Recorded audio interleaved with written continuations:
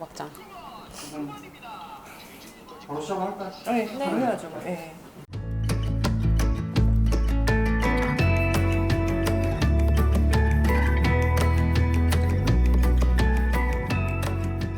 그 1등 당첨된 그 새끼가 갑자기 잠수를 타는 겁니다. 네, 신랑이랑 같이 도박하는 사람들이에요. 도박을 한 사람이죠.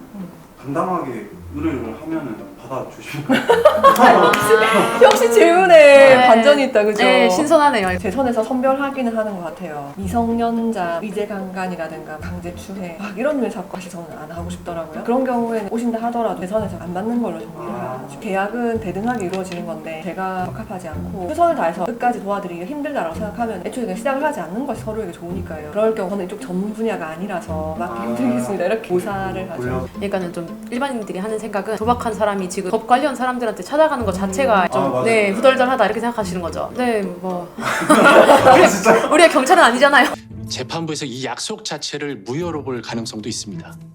성공보수! 성공보수! 그거 제가 넉넉히 챙겨드릴 수 있습니다. 아니, 수임료 때문이라기보다는 저희가 불리익하게 하진 않아요. 왜냐하면 변호사는 비밀 유지 의무가 있잖아요. 이기 힘들 것 같은 사건도 이제 받을 때가 한번 있어요. 그 소송이라는 것이 경제적 이득을 얻고자 하는 분들이 대부분이시긴 해요. 하지만 어떤 분들은 너무 저쪽에서 하는 게 너무 괘씸하다. 소송을 통해서 그 사람의 경고의 의미를 전달하고 싶다. 이런 분들도 있으시거든요. 비록 패소할 것 같긴 하지만 그래도 도와는 드리죠. 로또 좀 사오라고 시켰잖아. 네, 그날 당첨됐잖아요, 1등. 한병기 씨를 증인으로 신청... 할 수 없습니다. 할 수 없습니다. 불법 체류 중인 조선족이라 그 증인으로 나왔다가 추방될까봐 잠적한 것 같습니다. 저희가 경찰도 아니고 해당 사건 판사님도 그러니까 이 사건을 담당해서 판결을 하시는 판사님인 거지 법 체류자에 대해서 추방시키고 막 그렇게까지 하시진 않거든요. 법원에서 맞습니다. 그렇게 하진 않죠. 예. 불리한 증언을 이제 당한 피고 불리해지니까 그 겁이 나서 증언을 하러 안 나오는 거죠. 셋 중 하나라도 당첨되면 당첨금 무조건 엠빵이래요. 이랬어요. 주문. 피고는 원고들에게 각 14억 342만 원씩을 지급하라. 그러니까 3년씩 지급하라라고 판결이 났고 모든 증거를 다 이 드라마에 현출할 수는 없잖아요. 관련자의 뭐 사실 확인서라든가 증거가 될 만한 것들 여러 가지 종합적으로 고려해 보았을 때 증인의 증언이 상당히 신빙성이 있다라고 판사가 본 것 같아요. 물증이 없고 구두상으로만 얘기된 경우에는 결국은 신빙성 싸움이거든요. 11호는 여기까지. 아니 그 로또 그 당첨된 거 저기 아내가 재산분할 받을 수 있나 없나 그죠, 그죠. 우리 이혼 사무실이라서. 그렇죠. 우린 이 부분 얘기했는데. 우리 이 부분 중요하네. 그럼 증인은 없습니까? 신일수 씨가 당첨금 분배 혹은 증여 약속을 하는 걸 들은 사람이요. 없어요. 남편하고 단둘이 있을 때 했던 얘기라. 로또 당첨금은 행운에 의해서 얻게 된 것이지 부부가 공동의 협력이나 노력에 의해서 형성한 혼인 공동산이 아니라고 본다는 거예요. 그렇기 때문에 이 부분에 대해서는 굳이 재산분할 해주지 않아도 된다. 여자분이 받게끔 하려면요? 재산분할로 지금 받을 수 있는 방법은 그렇게 없죠. 아, 그래요?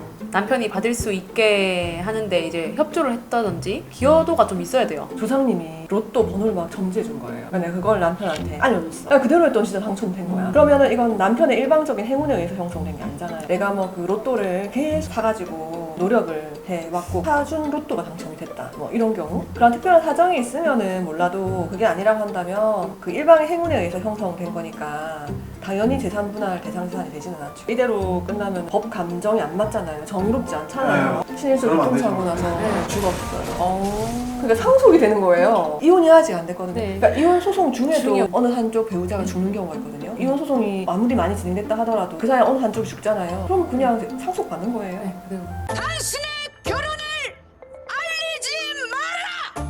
변호사는 당사자의 이야기를 전달해주는 대리인이거든요. 그러니까 변호사가 없는 사실관계를 있는 것처럼 하거나 있는 사실관계를 없는 것처럼 하거나 하지는 못하잖아요. 그래서 저는 이제 법정 나와가지고 상대방 당사자 싸워본 적도 있어요. 법정에서 이제 재판 끝나고 나오셔가지고. 네, 나오는데 저한테 막 화를 내면서 뭐라고 하시는 거예요. 그래가지고 저도 같이 싸웠죠. 싸운 건 하진 않았지만 유부녀랑 바람 피워가지고 멀쩡한 가정을 깨놓은 주제에 무슨 할 말이 있어서 오히려 저한테 하는 거예요. 당신이나 인생 똑바로 살아라고. 저도 소리 지르고. 네. 자신의 목표를 법적으로 문제 없이 달성할 수 있도록 의견을 제시한 겁니다.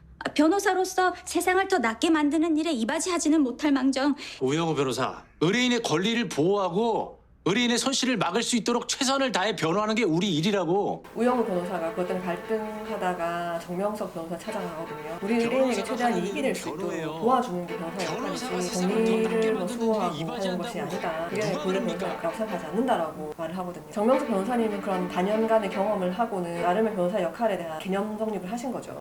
유명한 사람이에요? 사회적으로 이슈가 되는 사건들을 많이 했어요. 근데 계란으로 바위치기 같은 사건들이라 그런지 결과적으로 승률은 높지 않습니다. 방금 말씀드린 사건들도 전부 적거든요. 거의 뭐 패소 전문 변호사랄까. 부모를 죽였던 그런 살인범이 있었는데 아무도 그 사람의 변호를 맡으려고 하지 않았었거든요. 다들 이제 그러한 사건을 맡기를 기피하시는 거예요. 근데 그 당시에 굉장히 좀 유명한 변호사님 그 사건을 맡았거든요. 피고인의 방어권은 누군가는 보장해줘야 되지 않느냐. 그 사람에게 주어진 헌법상의 재판 청구권이라는 것이 존재하니까 변호사된 입장에서 때로는 도와줘야 되는 상황이 될 수가 있다는 것이죠. 그 변호사님 말도 틀린 게 아니죠. 사회적으로 지탄받는 범행을 저질렀다고 아무도 그 사람의 변호를 안 해주면 피고인 방어권도 보장받지 못한 채로 불공평한 재판을 받게 될 수 있고, 그러면 사실 그런 판결이 난다 하더라도 이건 불공정한 판결이 돼버리는 거예요. 네, 그럴 수 있죠. 그러니까 최소한의 절차를 그 사람이 행사할 수 있는 권리를 행사하게 해주고 나온 판결이 정당성이 부여되지 않겠어요? 저희처럼 소송을 직접 나가는 송무 변호사도 있지만 회사나 아니면 공공기관에 소속되어 있는 사내 변호사들도 있으시거든요. 그런데 이 송무 변호사는 진짜 좀 배짱 있고 대차지 않으면요, 강단이 없으면 못해요. 마음의 상처도 많이 받고 의뢰인한테나 상대방한테나 판사님한테나 상처도 많이 받고 자기 확신이 없으면은 오랫동안 하기가 좀 힘들죠. 사내 변호사는 회사 안에 있는 공공기관이라든가 아니면 사기업 안에도 법무팀이 있잖아요. 그런데 소속되어가지고 소송을 직접 하지는 않고 소송 전 단계의 사건에 대해서 법률 조언을 하고 송무를 하는 그 변호사님을 연결해서 사건을 잘 진행할 수 있도록 도와드리는 역할을 해주시거든요. 그것도 쉽지 않다더라, 해본 친구들 얘기 들어보고. 그래요? 왜냐하면 그 승진의 벽이 있대요. 결국에 너는 언젠가 그 앞에서 나갈 사람이다. 그러니까 이 조직 안에 있는 사람이라고 생각한다는 거지. 그리고 또 있잖아, 직장 상사가 자꾸 자기 사적인 법률 질문을 한대요. 그러니까 너무 자존심 상한대요. 직장인이 되어버리니까 뭐 직함도 과장 뭐 이렇게 하면서 그렇죠. 그렇게 되어버리니까 변호사로서 존중받는다기보다는 회사 직원인데 법을 좀 아는 사람인 것으로 이제 취급받게 되니까. 마스카라를 했더니 눈이 심심하다. 일단 무거우시죠? 네, 약간 벌써 밤이 된 거야. 지난번에 영상 촬영할 때 다들 서울말 쓰시는데 저 혼자 막 부산 사투리 막 구성지게 하고 있는 거예요. 저 그래서 저도 부산말로 바꿨는데 중간에. 아, 그래요? 네. 저도 약간 서울말 쓸까요? 아니요. 근데 제가 이제 영상 보니까 할 줄 알아요. 아니 부산말이 되게 좀 강하게 주관이 탁 뚜렷해 보이고 괜찮던데요? 우리 캐릭터 있어도 괜찮을 것 같아요. 그렇지 않아요? 약간 귀에 쏙쏙 박히는. 네, 맞아요. 누가 댓글을 달았는데 다른 변호사 채널 보면은 다 서울말 하는데 제가 부산말로 하니까 너무 시원하다고. 캐릭터 좋네요. 네, 그렇게 해주시더라고요. 부산 변호사 하면 댓글이 문제가 그런 부담돼. 너무 부담 주지 마세요.